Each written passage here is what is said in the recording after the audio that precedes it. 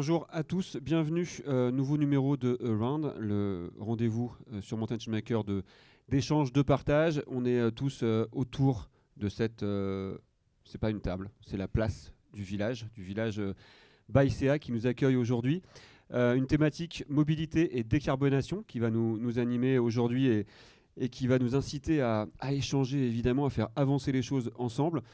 Léa, on commence donc par vous, puisque en effet vous étiez concerné par le sujet, par ce qui a été mis en place, et notamment ce sujet particulier avec Blablacar. Ça a été une vraie innovation pour la mobilité dans la décarbonation. Qu'est-ce que vous pouvez nous en dire? Comment ça s'est mis en place? D'où c'est né?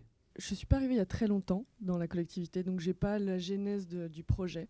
Mais ça a été certainement mis en place à l'origine par la volonté de proposer une offre de transport qui est quand même la plus adaptable possible au territoire. Le covoiturage, c'est ce qui correspond le mieux aux territoires ruraux, puisque permet de répondre à un besoin de transport qui n'est pas du tout présent dans des endroits dans lesquels on ne peut pas mettre de transport en commun, puisque le poids démographique est beaucoup trop faible. Donc c'est une solution facile, rapide, efficace, puisque au vu des chiffres, on voit que c'est vraiment efficace, ça fonctionne très très bien. Ouais, on a les chiffres, on les voit, donc augmentation de x5 sur le nombre de trajets en covoiturage depuis 2023 en Haute-Tarentaise, et évidemment 52% d'émissions de gaz à effet de serre qui sont le chiffre des séjours de ski au transport. Donc la Tarentaise, évidemment, forcément énormément de touristes liés aux stations de ski, et on le sait, ces stations de ski, si elles veulent faire quelque chose, il faut qu'elles agissent aussi sur la mobilité et l'accès, puisque c'est la principale cause. Il y a d'autres actions en ce moment sur Tarentaise, justement pour la vallée de la Tarentaise et pour l'organisme que vous représentez? Nous, le but, c'est d'offrir un vrai bouquet de mobilité, comme on aime bien dire actuellement, à notre population, parce qu'il n'y a pas une solution miracle, il y en a plein, parce qu'il y a plein de situations différentes, il y a plein de territoires et de populations différentes. Et du coup, on essaie d'intervenir sur absolument tous les tableaux. Donc, on réfléchit à l'autopartage, on réfléchit aux véhicules intermédiaires, mais également à agir sur le train, sur des transports en commun plus efficaces et à des tarifs plus attractifs pour nos habitants, mais aussi à essayer de changer les mentalités plus en profondeur. Ça, c'est une des choses les plus difficiles parce que ça se budgétise pas, mais ça se travaille dans le temps, c'est long, mais c'est grâce à des événements comme ça, par exemple, que ça commence à entrer dans la tête des gens. Marion Laferry, mairie d'Annecy. Il s'est passé beaucoup de choses à la mairie d'Annecy depuis quelques années, en tout cas sur la ville d'Annecy, sur les sujets mobilité. Certains sujets qui font de temps en temps grincer, d'autres qui sont applaudis. Il y a une réappropriation, c'est ce qu'on évoquait ensemble lors de la préparation de cette table ronde. Qu'est-ce que vous pouvez nous en dire de ce qui s'est passé et quels ont été les freins? Comme venait de dire Léa, effectivement, la problématique, c'est vraiment comment s'adapter au changement et comment est-ce que va être vécu et on va s'approprier aussi le changement. Donc évidemment, ça a fait grincer des dents, mais on a également des habitants qui sont satisfaits. Alors ça met du temps, hein, tous les changements. Là, par exemple, on est concrètement en train de réaliser des changements de plan de circulation sur la ville d'Annecy, sachant qu'il y a plus de 25 ans déjà, il y avait déjà eu un plan de circulation qui avait été mis en place. Et c'est vrai que souvent, c'est assez mal vécu parce que ça veut dire sortir de son petit confort personnel, ça veut dire peut-être faire un peu plus de détours ou tout simplement se réinterroger sur sa propre mobilité. Parce qu'il faut savoir quand même que sur l'agglomération d'Annecy, il y a 50% des trajets de moins de 3 km qui se font en voiture individuelle. Donc c'est quand même un chiffre assez important quand on se dit assez simplement que 3 km en marchant normalement, en 25 minutes, c'est fait. Effectivement, on a été une ville pendant des années très pro-voiture. Et maintenant, il faut changer un petit peu de braquet et de se dire qu'on peut se déplacer autrement. Évidemment, il y a les transports en commun, il y a aussi le vélo. Et le Covid nous a beaucoup aidé aussi pour développer le vélo et les infrastructures vélo. Et puis la marche à pied. Et c'est pour ça qu'on parle de réappropriation de l'espace public, parce qu'on a beaucoup trop donné d'espace à la voiture.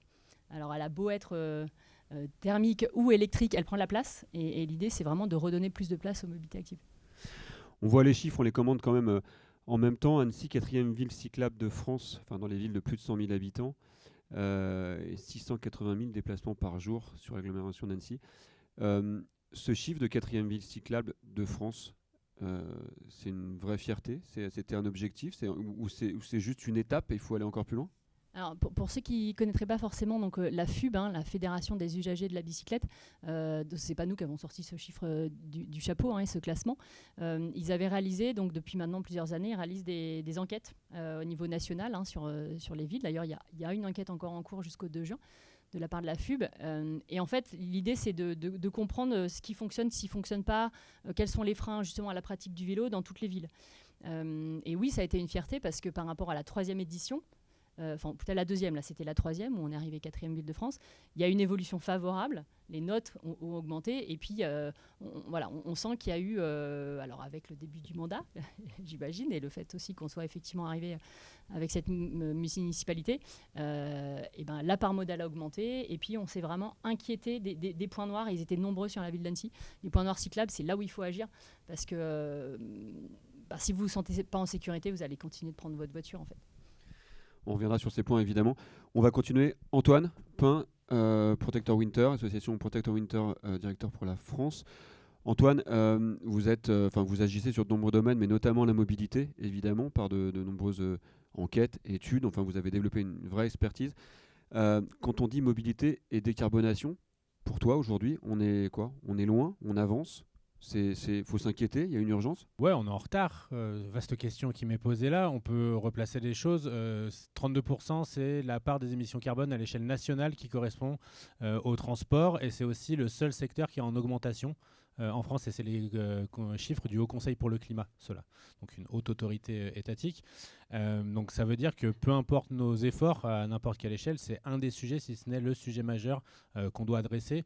D'autant plus que la ramification des questions de mobilité se trouve dans l'urbanisme, se trouve dans la vie culturelle, se trouve dans la vie de santé, se trouve dans toutes ces questions-là. Donc forcément, c'est un sujet qui devrait être majeur. Je dis bien qu'il devrait être majeur parce que je mets au défi n'importe qui dans la salle et dans l'audience de me citer une mesure majeure qui a été proposée par exemple par les candidats et candidates aux élections législatives en juillet dernier, alors même que ça touche au cœur de vie de n'importe qui, qu'on soit un professionnel ou pas, qu'on soit un étudiant, une étudiante, un jeune qui veut se déplacer, quelqu'un qui veut aller en santé, etc. Donc globalement, c'est un peu le fantôme au milieu de la pièce, c'est ce qui dirige nos vies, mais ce qu'on n'adresse jamais à la question des mobilités. Vaste question, mais vaste réponse. on y revient évidemment. Thibaut Madarout pour Nexteneo. En 2 mots, ou en 2 mots et demi, Nexteneo, aujourd'hui, activité et objectif et apporteur de solutions.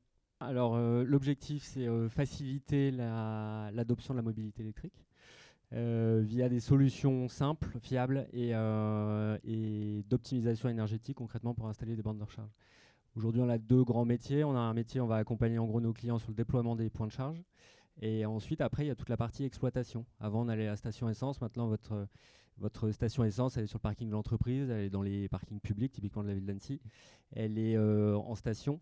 Et donc, en fait, il faut avoir un logiciel de gestion qu'on a développé. Et donc là, c'est via notre métier d'opérateur de points de charge qu'on va gérer ces points de charge. Donc, c'est gestion des accès, des moyens d'accès, de la monétisation, tous les flux monétaires. Puis, il y a une vraie question aussi, c'est comment est-ce qu'on alimente ces points de charge. Donc, c'est l'optimisation énergétique, être capable finalement de délivrer de l'énergie en fonction des besoins de mobilité des utilisateurs. On n'a pas le même besoin quand on doit s'arrêter un quart d'heure et qu'on veut, on fait un pit stop, on s'arrête un quart d'heure, on repart et puis on a pris 80%, que quand on travaille ou que quand on va en vacances, on reste une semaine, et on adapte ça en fonction de ça. Voilà. Ok, pareil, on y reviendra. Olivier Rossellini, Agile Autopartage, pareil, objectif et surtout actualité de votre entreprise. Donc, Agile Autopartage, c'est une société qui existe depuis 2 ans, qui a le Crédit Agricole comme actionnaire majoritaire et qui a pour objectif de dématérialiser l'automobile, c'est-à-dire faire en sorte que les voitures soient accessibles à travers un téléphone portable, donc un service d'autopartage classique digital. Et on le décline sur 2 activités, une qui est vraiment sociétale, sur laquelle on ne cherche pas du tout à gagner de l'argent. On est là pour servir nos clients, puisqu'on a 25 millions de clients, dont 60% qui sont en milieu rural, et on installe des flottilles de véhicules électriques multi-usages, donc des citadines, des experts ou bien des véhicules 9 places, dont à chaque fois un PMR, dans les milieux ruraux où il n'y a rien. C'est-à-dire qu'on ne s'installe pas, contrairement à tous mes confrères d'autopartage, là où il y a tout, là où il y a déjà des tramways, des bus, des lignes de trains ou des VTC, des taxis, des vélos en libre service. On s'installe là où il n'y a rien. Par contre, là où il y a besoin de beaucoup de mobilité, c'est-à-dire que là les besoins sont les plus forts, c'est en milieu rural, c'est 97% de la mobilité est en voiture individuelle en milieu rural. Donc nous, on met en place un véhicule qui va être électrique, qui va être inclusif, qui va être solidaire aussi, puisqu'il va être aussi à destination des jeunes qui ont seulement 6 mois de permis, ou bien des aînés à travers un véhicule PMR. Et l'objectif, c'est vraiment de permettre à chacun d'avoir le droit à la mobilité électrique, qui est aujourd'hui une mobilité assez élitiste parce qu'elle est très chère. Jérôme, vous aviez commencé à le dire tout à l'heure. Dans vos interventions, il y a aussi du conseil, évidemment. Les entreprises qui viennent vous voir ne sont pas forcément toujours totalement au courant de ce que vont devoir faire, ce qu'elles peuvent faire, à qui elles peuvent s'adresser. Est-ce que déjà ce côté un peu photographie avec elles, avec chaque entreprise de ces sujets, est-ce que vous les voyez au contraire de plus en plus au fait, où il y a encore beaucoup de choses à apprendre? Et est-ce que le contexte global est incitatif pour les entreprises à être dans une mobilité plus décarbonée? Alors je dirais que ça dépend déjà pour la première question, beaucoup de la taille de l'entreprise et finalement de sa capacité aussi à avoir des ressources staffées parce que ça coûte quand même pas mal d'argent de pouvoir avoir accès à cette compétence-là et de manière pérenne et durable. Donc plus l'entreprise finalement est développée et plus on a de chances de trouver un responsable RSE ou un responsable qualité qui prend aussi en charge la RSE et donc on a un interlocuteur direct, on va dire dont c'est le métier ou au moins en partie. Mais on a finalement la majorité, voire la très grande majorité du territoire qui est constitué de PME, de TPE, PME. Et celle-ci, c'est déjà un engagement volontaire pour 99% d'entre elles, ou quand il n'est pas volontaire, il est effectivement réglementé. Il est réglementé par l'Union européenne et ensuite par la France ou par les donneurs d'ordre qui mettent des critères, notamment dans les appels d'offres. Et donc, nous, quand on arrive, alors soit l'entreprise est très au fait, et du coup, on est plutôt en soutien sur un plan de déploiement, soit l'entreprise est très peu au fait, à la fois de la réglementation, mais aussi finalement de ce qu'elle fait déjà. Et un de mes rôles, je trouve, principaux, c'est aussi de s'attacher à expliquer à l'entreprise qu'en fait, probablement, elle fait déjà plein de choses dont elle n'a pas forcément conscience, que ça doit lui donner confiance dans la valeur que ça peut avoir et surtout le gérer comme une opportunité de développement derrière. Mais effectivement, le contexte réglementaire, il se durcit pour certaines choses et il s'allège énormément pour d'autres. Donc on est face à une ambivalence un petit peu en ce moment, notamment sur la partie CSRD, donc pour les plus grandes entreprises qui doivent avoir un rapport de durabilité, un rapport extra-financier, où finalement il y a un stop de la Commission européenne pour 2 ans. Donc en fait, pendant 2 ans, tout le monde lève les mains et maintenant me dit « Ah, on va attendre, on verra bien ». Quelques-unes à la marge disent quand même « On avait engagé l'effort ». Donc finalement, maintenant qu'il est engagé quelque part, on a fait le plus dur. Donc en fait, on va le poursuivre de façon volontaire. On va peut-être alléger certaines choses qui pour nous paraissaient démesurées, mais on va poursuivre cet effort. Je redis bien, c'est à la marge. Et par contre, on commence à avoir des interrogations de PME, de sujets RSE notamment liés aux événements qui vont arriver sur le territoire, pour ne pas dire les JO, ou par rapport à des collectivités qui durcissent leurs appels d'offres et qui nous disent en fait, on se dit, il faudrait peut-être un label. Madame, on prend lequel? Alors non. Du coup, on ne va pas aller là-dessus. On va plutôt se dire, c'est quoi votre métier? Et pragmatiquement, sur quoi vous pouvez agir et comment vous pouvez le faire.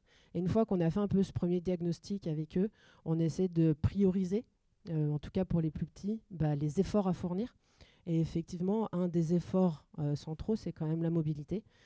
Et là, on travaille notamment en partenariat local. On travaille avec Nexteno, qui est à côté de moi sur la partie RVE. On travaille sur de l'éco-conduite aussi, par exemple, avec Drive9, qui est un autre qui est chambérien.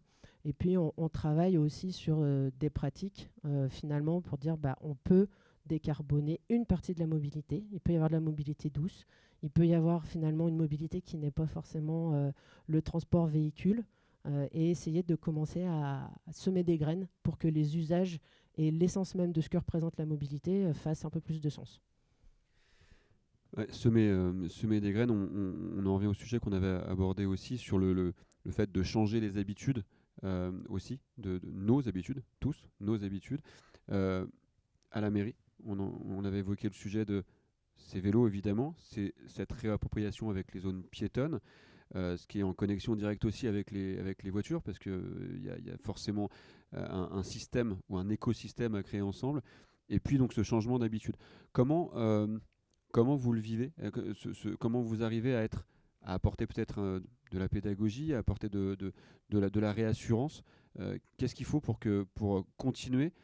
Et je finis ma question avec un temps long qu'on n'a pas forcément toujours en politique, et on vient juste de le voir avec des changements de position européens et français assez importants.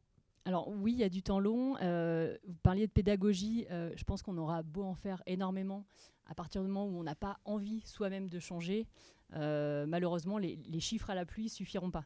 C'est-à-dire que pour typiquement les plans de circulation ou le principe d'évaporation du trafic, quand justement on enlève le passage par certaines rues avec des chiffres à l'appui d'expérimentation d'autres villes, on va avoir et on a eu des habitants, des commerçants qui vous disent « non mais Annecy c'est pas pareil ». Et cette ville-là, c'était une exception, etc. Alors que plein d'études le montrent. Et par exemple, l'évaporation du trafic, c'est typiquement ce qui s'est passé à Rouen. C'est une étude assez connue, où lors d'un incendie, donc un pont a été détruit. Il a fallu plus de 2 ans pour le réhabiliter. Et en fait, du jour au lendemain, à partir du moment où ce pont n'était plus praticable, ils ont observé que tout le trafic qui passait sur tous les ponts, la somme des ponts de Rouen, finalement, après ce pont-là qui a été fermé, il y a une baisse du trafic généralisée. Ça veut dire que les gens ont dû décider, alors pas volontairement, mais parce qu'ils se sont retrouvés face à ce problème, ont trouvé d'autres solutions pour se déplacer, ont optimisé leur déplacement dans les voitures en étant plusieurs, se sont mis au vélo, se sont mis au bus, ont changé leur moment où ils passaient, ou alors voilà, le télétravail aussi peut-être s'est mis en place. Et tout ça, donc, ça nous permet en tout cas d'apporter des éléments concrets lorsqu'on fait des réunions publiques, lorsqu'on discute avec les habitants. Mais clairement, ce qui va jouer, c'est le fait de l'expérimenter.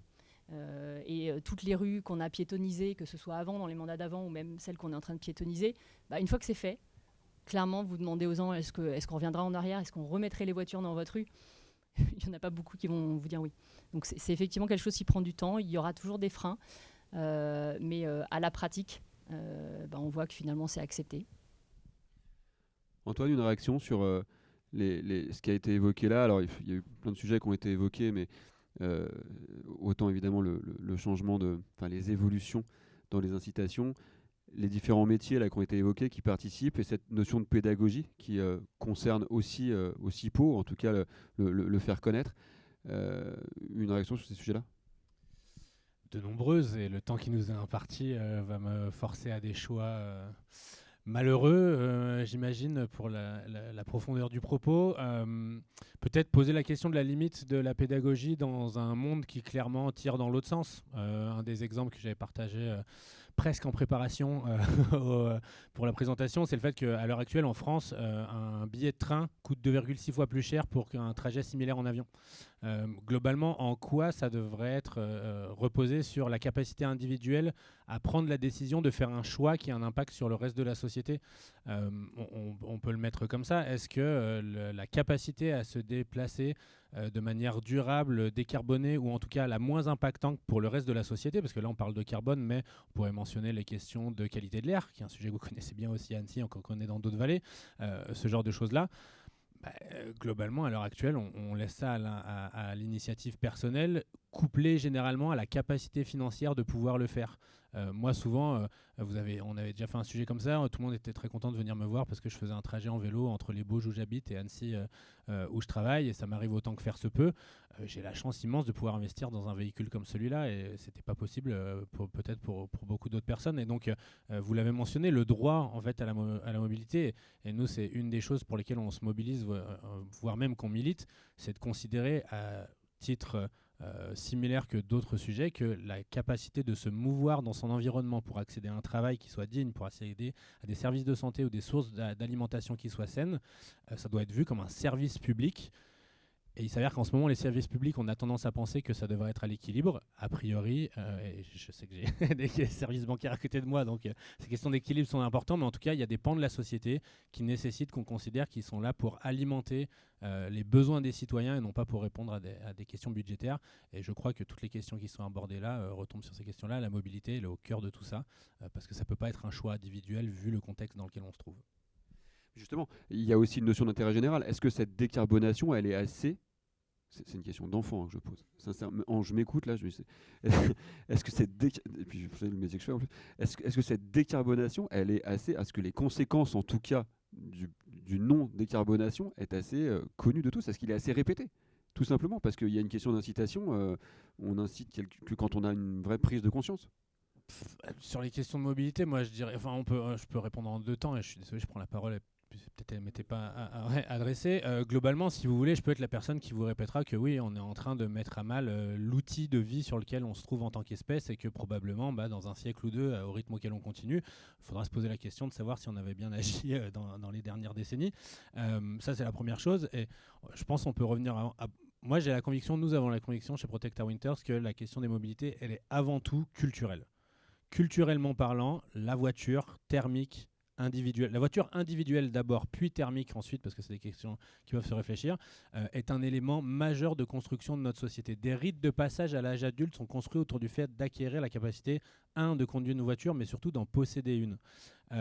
L'expression d'une certaine virilité pour une partie de la population peut aller là-dedans. La capacité d'être, et là je vous parle d'éléments marketing, une bonne mère va avec le fait d'avoir telle ou telle voiture pour envoyer ses enfants à l'école, etc. etc.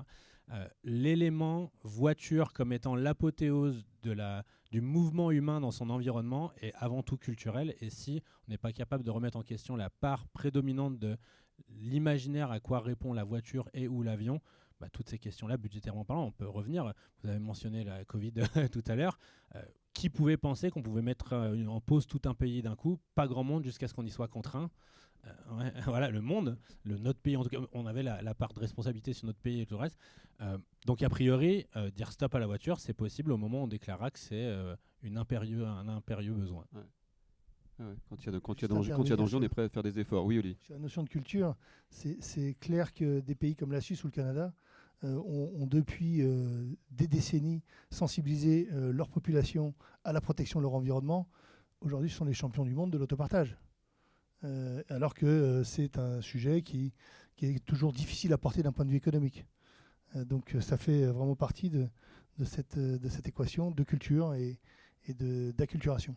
C'est les principaux freins, Olivier, pour finir, pour continuer? Si, bien sûr qu'il y a une problématique de changement, de se dire on va consommer la voiture autrement que simplement d'avoir sa propre voiture qui nous attend en permanence en bas.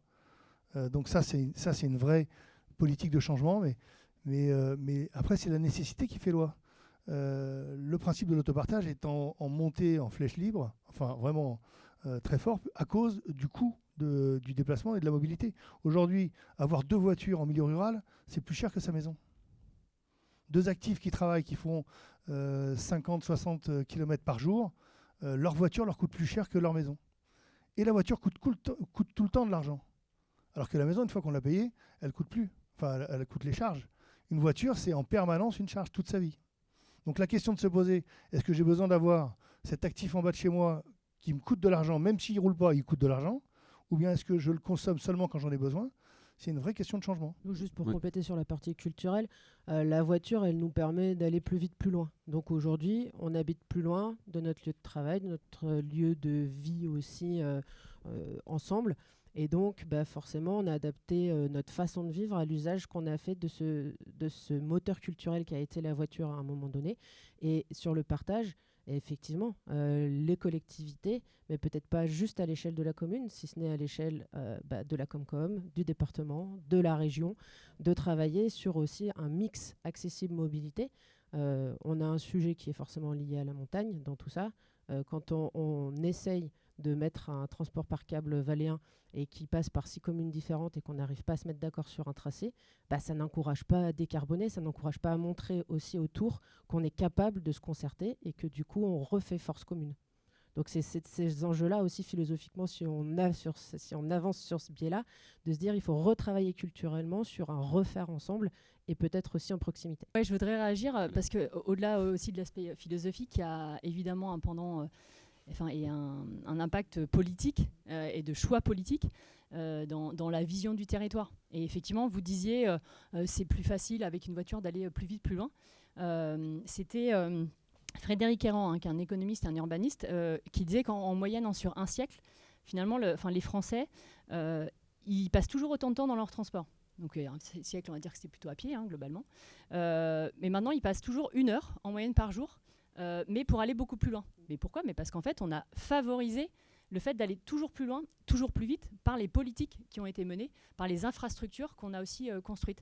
Et la problématique, c'est quand vous allez tête baissée dans à nouveau des projets routiers, autoroutiers, sans proposer d'alternatives.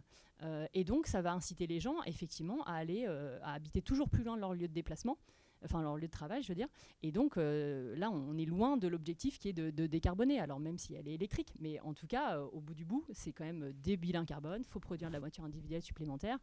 Et effectivement, pour ceux qui sont un petit peu au fait sur ce territoire, on a un sujet aussi avec une autoroute aussi qui voudrait se construire, ça fait 40 ans que c'est dans les cartons, alors qu'on a parallèlement, quasiment à cet axe-là, autoroutier souhaité, investi des millions, voire plus, pour le Léman Express.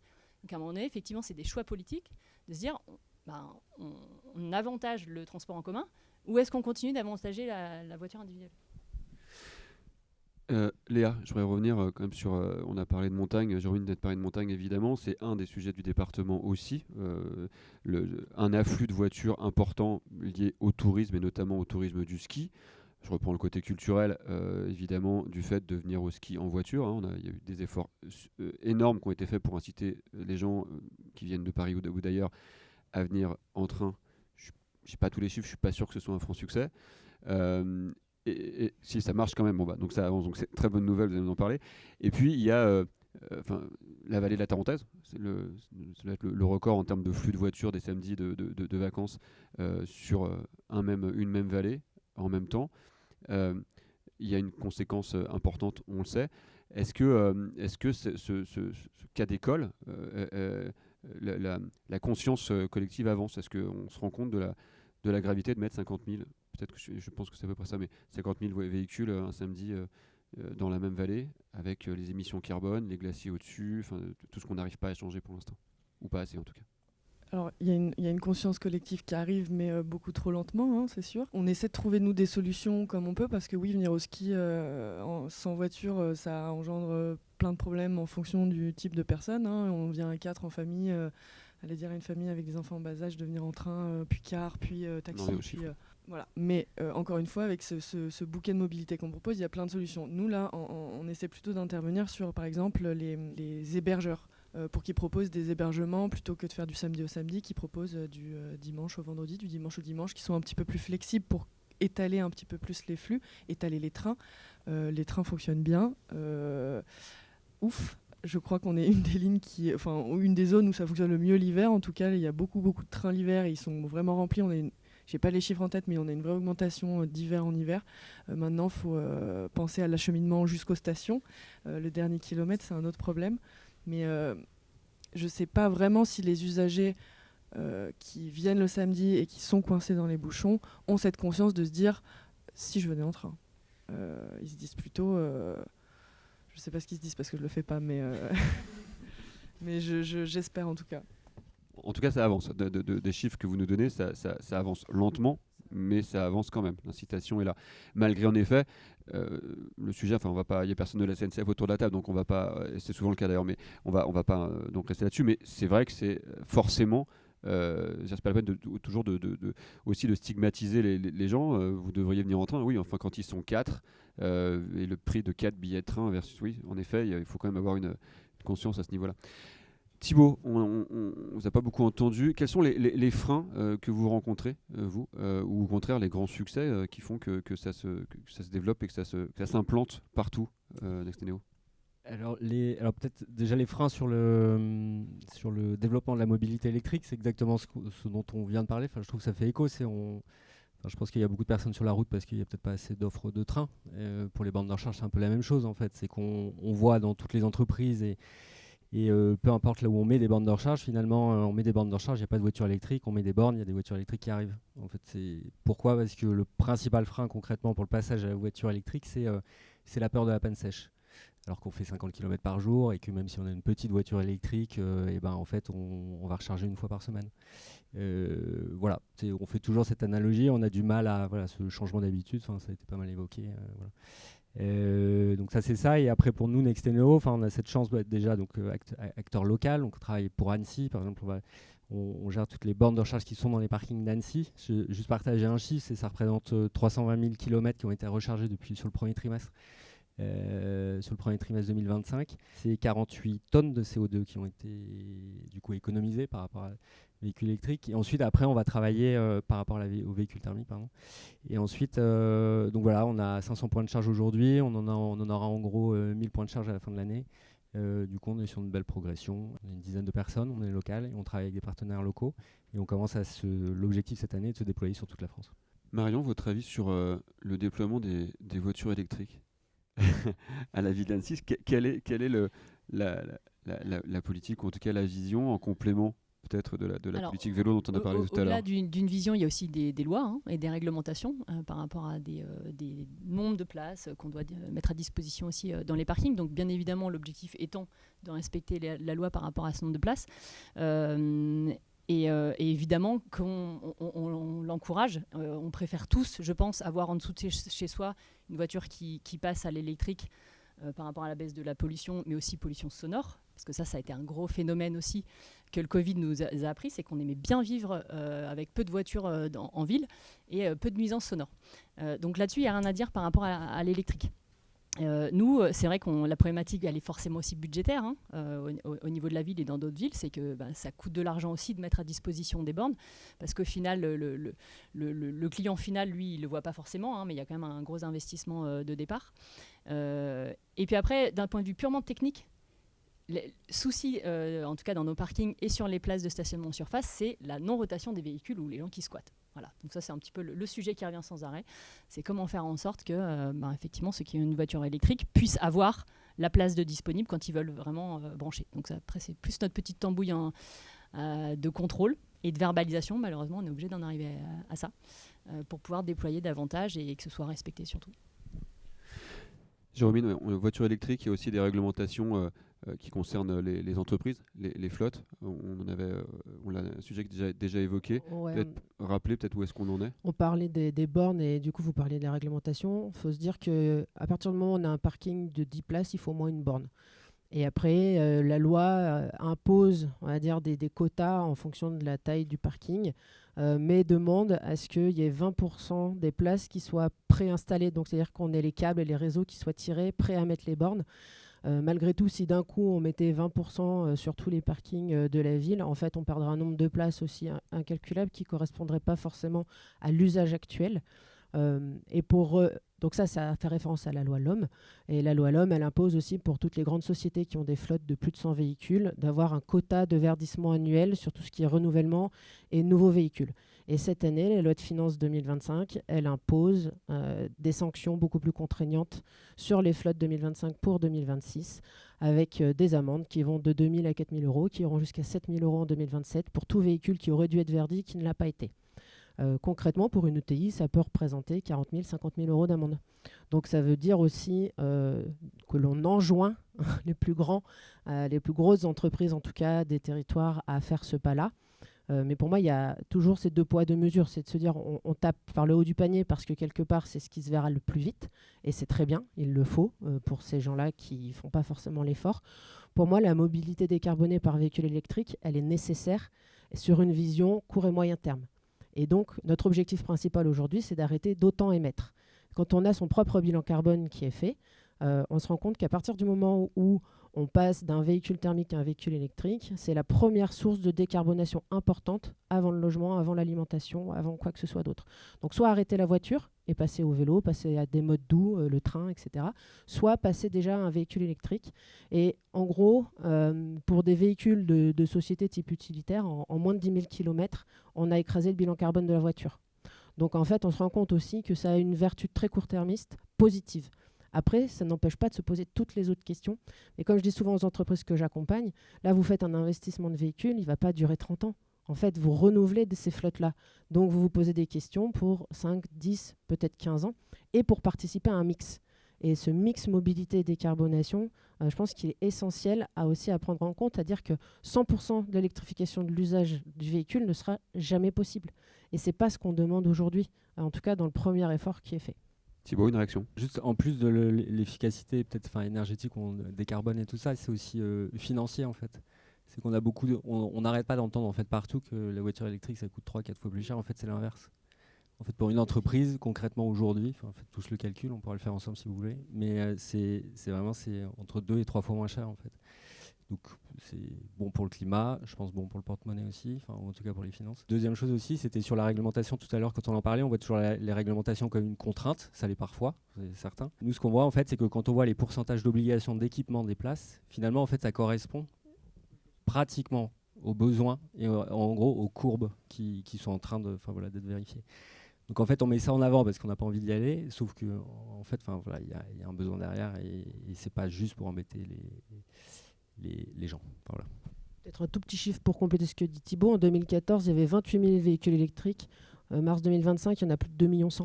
Donc en fait, on voit aussi que la courbe de charge elle est exponentielle et que les années faisant, la courbe elle n'a pas augmenté de 2014 à 2018, mais plutôt de 2019 à 2025, quoi. Ouais, moi, plusieurs choses qui m'alertent en l'occurrence dans tout ça, c'est la question de savoir est-ce qu'on est en train de remplacer la bonne chose. Une formule qui tourne un peu dans les médias, un peu partout, c'est de dire l'électrique c'est l'avenir de la voiture, mais la voiture c'est pas l'avenir de la mobilité. En tout cas, la voiture individuelle, tu mentionnais le chiffre ici, là, 2 millions. Pour le coup, est-ce que c'est 2 millions de purs électriques ça en laisse 36 millions à vendre, puisqu'il y avait 38 millions de véhicules immatriculés en France au 1er janvier 2020, je crois. Dans un paradigme où, vous le mentionnez tout à l'heure, on est 2 actifs, on va avoir 2 voitures. Est-ce que la mission de décarbonation de la France passe par électrifier chacun des véhicules individuels ou peut-être une hybridation de toute la pratique, à savoir de dire, et ça c'est une des choses qui est intéressante, nos voitures individuelles passent plus de temps à ne pas rouler qu'à rouler. Donc, est-ce qu'elles devraient être à nous individuellement? Et on en revient à ce qu'on disait tout à l'heure. Moi, j'ai vécu à Montréal, en l'occurrence, pendant quelques années où j'étais usager de autopartage. Il y avait vraiment cette distinction entre c'est pas ma voiture, c'est vraiment OK de la partager et mettre sa voiture individuelle au sein d'un service partagé où là, les blocages étaient massifs. Je me permets de rebondir, je ne suis pas sûr que les Canadiens soient très éduqués à la question environnementale avec leur sable bitumineux et ce genre de choses-là, par exemple, et pour y avoir travaillé pendant 10 ans à l'éducation à l'environnement aussi. Mais il y a cette question-là, c'est de dire... c'est un passage obligé, a priori, l'électrification pour nombre des véhicules. Ceci dit, si on garde en point de mire, en norme culturelle, le fait d'en posséder un ou une chacun, on va arriver à de nombreuses questions, budgétaires certainement, potentiellement de tensions au niveau des ressources. Et si on veut rebondir sur l'actualité, est-ce que les constructeurs automobiles français en particulier ont accès à l'intégralité des ressources dans un climat international qui se tend spécifiquement avec des acteurs qui veulent vraiment jouer aussi des épaules de ce côté-là? La question se pose. Ouais, je voulais réagir effectivement par rapport à ce 2 millions et puis ce chiffre qui va effectivement augmenter. Et moi, je vais prendre la casquette aménagement d'espace public, parce que dans ma délégation, j'ai aussi les espaces publics. C'est que on se plaint des embouteillages, mais à partir du moment où, que ce soit thermique ou électrique, les embouteillages, ils seront là. Donc la solution, c'est pas d'électrifier toute la flotte au niveau français. Puis en plus, je sais plus quel est le chiffre sur le nombre de centrales nucléaires qu'il faudrait en plus. Mais c'est surtout de faire en sorte qu'il y a de moins en moins de voitures. Et donc de mettre un écosystème, en tout cas dans les villes et les agglos, on est d'accord que c'est quand même plus simple qu'en milieu rural, mais mettre un écosystème pour que le taux d'équipement par foyer, il diminue drastiquement d'année en année. Et notamment là, et c'est aussi la force du politique quand on arrive à jouer là-dessus, d'avoir un impact, c'est sur les PLU, les plans locaux d'urbanisme, où après, plutôt que ce soit un peu open bar, entre guillemets, avec les promoteurs immobiliers, où on peut mettre 2 à 3 voitures en sous-sol, non, à un moment donné, il faut contraindre. Parce que sinon, on ne va pas essayer non plus de changer, de se réinterroger sur son mode de déplacement. Donc effectivement, on va devenir de plus en plus contraignant, en tout cas au niveau du PLU du Grand Annecy et de la ville d'Annecy. Parce qu'à un moment donné, on considère que quand on est en milieu urbain, qu'on a déjà des offres de stationnement, justement des offres de mobilité, on ne peut plus se permettre d'autoriser autant de personnes à avoir autant de voitures par foyer. Donc voilà, donc faut contraindre. C'est un gros mot, mais à un moment donné qui est nécessaire et il faut passer par la contrainte pour peut-être vendre une voiture. Sur les 2 voitures du couple, il y en a un qui passe au vélo cargo et on se débrouille autrement avec les enfants. Olivier, vous en parliez tout à l'heure, on va y revenir, mais moi, juste un exemple aussi, puisque Antoine parlait du Canada. Ça va être un peu moins exotique, mais je vais parler de Paris. Non, mais vous vous souvenez quand même tous de l'échec de l'autopartage à Paris. Ça a duré 4 ans et on a jeté l'éponge et les voitures sont reparties. Et je ne fais pas l'avocat du diable. Justement, c'est peut-être pour dire qu'il y a des époques qui changent. Et, il y a eu sûrement peut-être des erreurs de fait. Mais voilà, ça n'a absolument pas marché. Il y avait eu une flotte électrique en autopartage avec un système très simple en plus d'utilisation. Ça a duré 4 ans, ça n'a pas marché. Donc, qu'est-ce qui ferait qu'aujourd'hui ça marche? Est-ce que c'est juste les mentalités qui ont évolué? Est-ce qu'on est plus prêt maintenant? Alors ça a duré plus de 8 ans. Ça a très bien marché. Le temps passe vite à Paris. Ça a très très bien marché. Il y avait un véritable usage. Ça a été immédiatement remplacé dès qu'ils sont partis. Pourquoi ils sont partis? Pour 2 raisons. La première, c'est qu'ils avaient des coûts structurels très importants à cause de la batterie de Bolloré qui était nécessairement, qui devait nécessairement être branchée puisque c'était une batterie chaude. Bon, donc ça leur faisait 2 fois plus d'infrastructures puisqu'il leur fallait 2 places pour une voiture. Puisque c'est de la boucle verte. On partait d'une place et on allait à une autre place. Et puis deuxièmement, c'est le vandalisme, l'incivisme et l'absence de prestations de nettoyage. Donc le vandalisme et l'incivisme, ça c'est pas chez Communauto par exemple. C'est pas chez Mobility en Suisse. Donc la notion de civisme et de respect du bien public est beaucoup plus importante dans des pays qui ont cette éducation sur le partage et le respect de ses biens. J'ai un exemple, c'est que si tu vas chez Communauto en ce moment, on est le mois de mai, il y a toujours l'appel à neige dans la voiture. Personne ne l'a volé. Voilà, c'est ça la réalité. Pour prendre une voiture chez Communauto, on ouvre un coffre à clé avant qu'ils aient la technologie. Moi, j'ai fait une visite chez eux il y a 10 ans, à l'époque où je mettais en place des Twizy dans les stations de ski. On ouvrait un coffre à clé dans lequel il y avait 10 clés. Il y avait 10 voitures, mais il n'y avait personne qui prenait les 10 clés. Le Canadien, il prenait juste sa clé et il prenait sa voiture. Donc le respect était vraiment quelque chose de très important sur Autolib. Et c'est sûr qu'il y avait du trafic de drogue, il y avait tout ce qu'on peut imaginer dans des voitures qui sont en libre service et laissées comme ça. Donc c'est pour ça que le service a disparu. Mais il a été immédiatement remplacé par Free2Move, par Car2Go. Et aujourd'hui, ça fonctionne extrêmement bien. Mais on n'ira jamais à Paris. On n'ira jamais dans les grandes villes. Ouais, Même Annecy est déjà une grande ville. C'est vrai que parce qu'il y a des lignes de bus. Les besoins prioritaires sont en effet plutôt en zone rurale que... Nous, on s'installe que dans les zones rurales. Absolument, 100%. Et puis on fait aussi du B2B, c'est-à-dire qu'on équipe les collectivités locales, là je veux bien les Annecy, pour qu'elles partagent leurs propres véhicules vis-à-vis de leurs agents.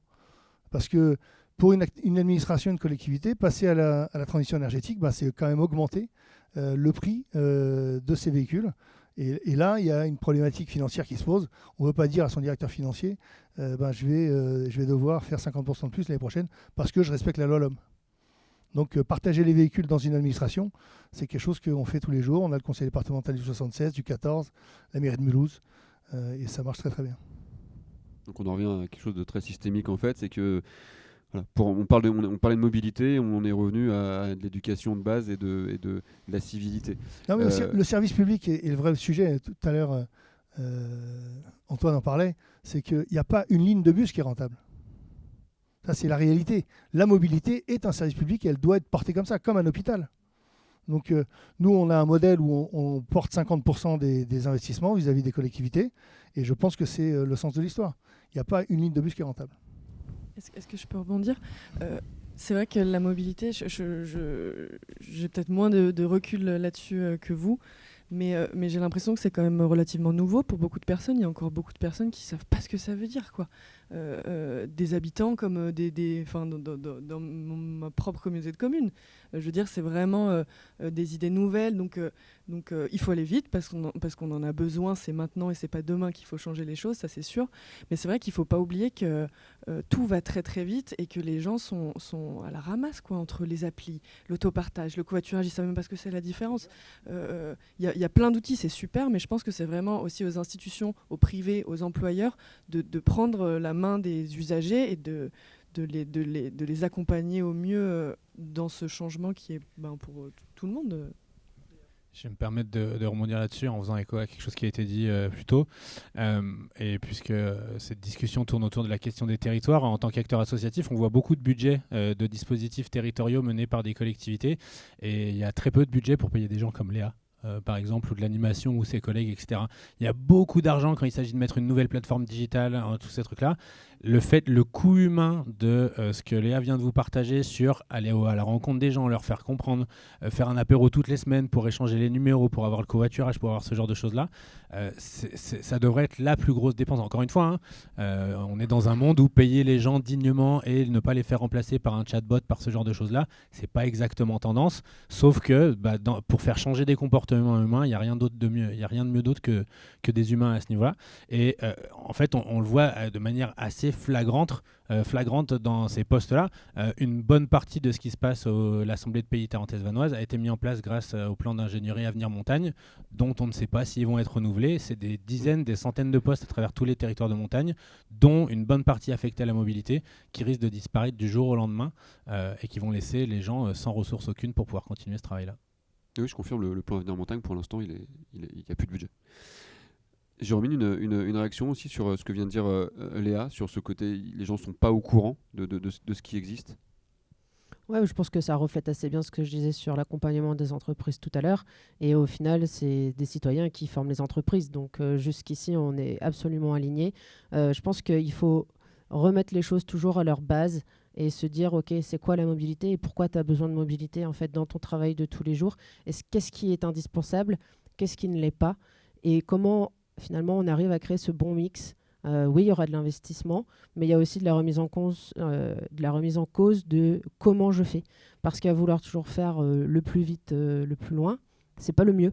Et parfois, c'est le mieux parce que y a l'urgence à régler. Et puis très souvent, c'est l'habitude. Donc, c'est comment on accompagne à déconstruire. Et je rejoins ce que vous disiez tout à l'heure, s'il n'y a pas de volonté, il ne peut pas y avoir d'action. Donc c'est aller chercher où se situe la volonté, travailler sur les mécanismes puissants que sont cet accompagnement, cette confiance et cette volonté, et à partir de là, montrer que c'est possible et l'ouvrir sur d'autres champs.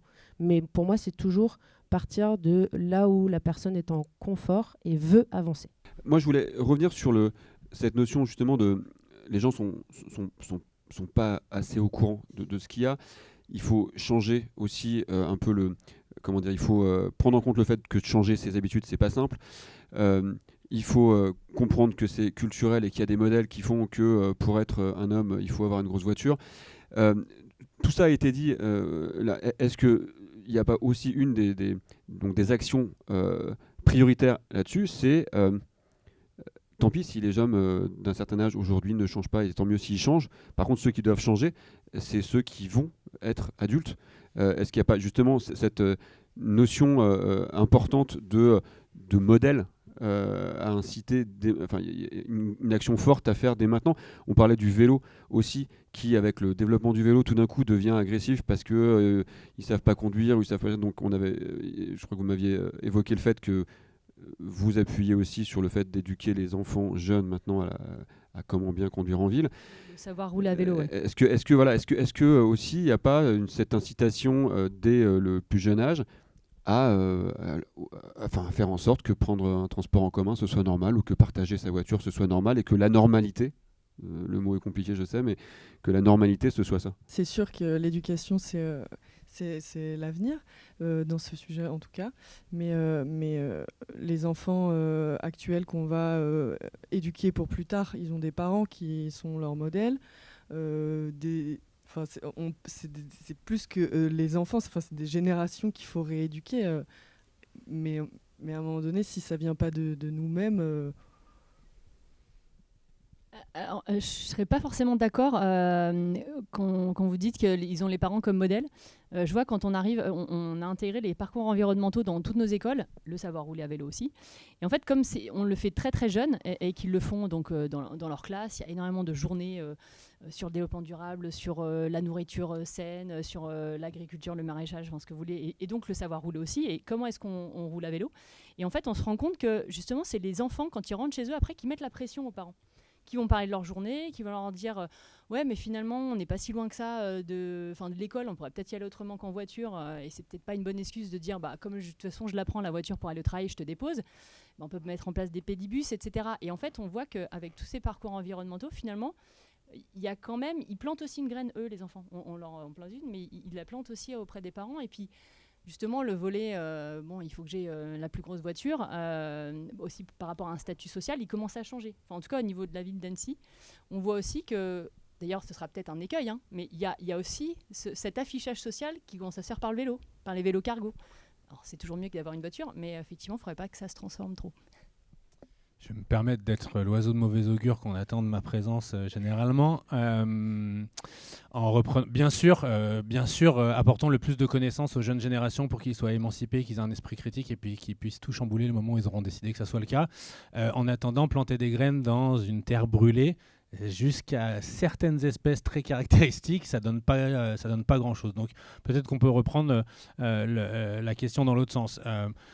Est-ce que quand on est éduqué à faire du vélo, ça empêche des camions de passer trop près de nous quand les routes elles sont pas aménagées? Non. Est-ce que être éduqué à ne pas prendre l'avion, ça change le fait que le train est toujours plus cher que l'avion? Non, etc.